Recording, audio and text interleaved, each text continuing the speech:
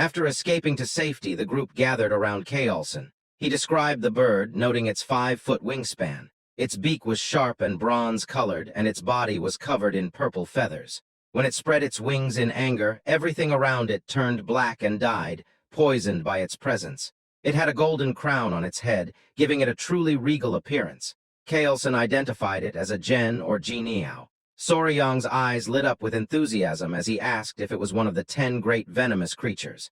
Kaolson confirmed it was. He explained that the Geniao occupied the top position among the great venomous creatures, known as the king of all venom. Soryang was thrilled. In his mind, even the venomous insects and snakes of Earth seemed tame compared to this creature. He marveled at how biochemical weapons seemed to roam freely in his current world. Kaolson mentioned that the Geniao seemed to have been drawn there by snakes carrying venom. It said that the Geniao only eats the heads of venomous snakes. Soryang asked if it was common. Kaolson replied that it was not common at all and quite rare, so rare that one might only catch a glimpse of it once in 100 years. Soryang was amazed, prompting Kaolson to ask why he was so interested. Soryang asked if it was possible to catch the Geniao, which left the Tang members astonished. Kaolson, amused, asked if Soryang truly wanted to attempt capturing it. Soryang replied yes, but expressed concern about the venom. Kaolson smiled, recognizing Soryang's keen interest in the 10 great venomous creatures. If that was the case, Kaolson explained there was a way. Soryang was surprised to hear this. Kaolson informed him that by mastering the Tang clan's poison techniques, he would become immune to all poisons, including the venom of the Geniao. With their clan's martial arts, he could block any poison in the world. Kaolson cunningly added that they don't teach their clan's techniques to outsiders, and even as patriarch, he couldn't break this rule. Soryang eagerly asked if joining the family would allow him to learn these techniques. He also asked if becoming immune to poison would truly enable him to withstand the Geniao's venom. Kaolson reassured him. Of course, he promised that if Soryang agreed now, he would teach him everything and take care of his talents. He warned that if Soryang took too long to decide, he might hesitate as well. Feeling the pressure, Soryang announced his decision to join the clan. He expressed eagerness for Kaolson's guidance and began addressing him as patriarch instead of elder. The clever man had a playful smile and acted like he hadn't coaxed Soryang into agreeing. Kaolson told Soryang that from now on he's part of their family. Back at the old place, signs of Bloodhand Rakshasa Takun Yang showed up in a cave. There were footprints too. They called the leader and gave him a notebook found in the cave. Kaolson looked through it and confirmed it was the secret technique of the Bloodhand Poison Claw. Soryang felt uneasy because it was written in blood. Kaolson decided to leave. Soryang asked if they were heading to Sichuan. Kaolson said it was the best choice since they had the blue spot centipede's core and the manual. Soryang asked if they could stop by the academy to free his friends. Kaolson agreed since Soryang also needed to gather his belongings. They set off, but when Soryang looked back, he noticed something. He pointed out that there was something over there. They checked it and saw a shiny purple feather from the Geniao. They all stared at it, thinking. Kaolson picked it up and told Soryang he'd keep it as a gift for joining their family. Soryang seemed very interested in it and thanked him. Kaolson replied that everything was fine except for how Soryang addressed him. He suggested changing the title after the ceremony. Soryang wondered if it was like an initiation ceremony. Meanwhile, at the Tang clan, the Grand Patriarch Tang Musong, who had left earlier, finally arrived. He was tired but didn't rest. Instead, he asked about Huayin. The Tang members helped him inside quickly. They told him she was still holding on. The door opened. He immediately called out to Huayin. The people inside were surprised to see him. He told his daughter-in-law that he had the medicine now. He took out the core of the blue spot centipede. Seeing his success made the daughter-in-law cry. They got ready to give the medicine to her. Musong felt sad seeing her in pain. It was a close call and he was glad he rushed back. The daughter-in-law urged him to give the medicine right away. Musong helped his granddaughter take it. A blue glow surrounded her. Musong checked her pulse with his finger. They all hoped she would open her eyes. They watched her waiting. Meanwhile, Soryang felt tired. He had heard the Central Plains were vast but didn't expect them to be this big. From Hainan, they took a boat to Hangzhou. Then they passed through Nanjing after a journey lasting over a month and a half. Finally, they arrived in Sichuan. At the Sichuan Tang clan's residence, Pai happily told Soryang they were at the Sichuan Tang clan. Soryang's mouth dropped open. They stood at the entrance. They told him the entire mountain belonged to the Sichuan Tang clan. That's why it's called Tang Clan Mountain. Soryang swallowed hard, taking it all in. The Tang clan members came out to welcome the patriarch. Soryang was surprised by how many there were. He wondered if all these people were from the Sichuan Tang clan. Among them, a girl in a red dress rushed towards them. She called out to her father. father. It was Hueyin. Tears flowed down her face as she was just happy to see her father again. Meanwhile, Soryang was captivated. Kaelson was relieved to see his daughter alive. She hugged him tightly, apologizing. Soryang couldn't believe her beauty. He had a fling with a celebrity before, but had never seen someone with such a bright aura. Kaelson told Soryang he had someone he wanted to introduce to him. Kaelson introduced his daughter, Hueyin, to Soryang. Soryang was stunned. He asked if this was what Kaelson had mentioned before. Soryang said something about weeds or grass reminded Kaelson of a flower. Hueyin blushed. Kaelson told Soryang that the girl next to him was the flower he had dismissed. Soryang was at a loss for words. He remembered their talk about the flower and felt embarrassed. At that moment, he realized he had made a mistake. He never thought he missed the chance to have such a beautiful partner.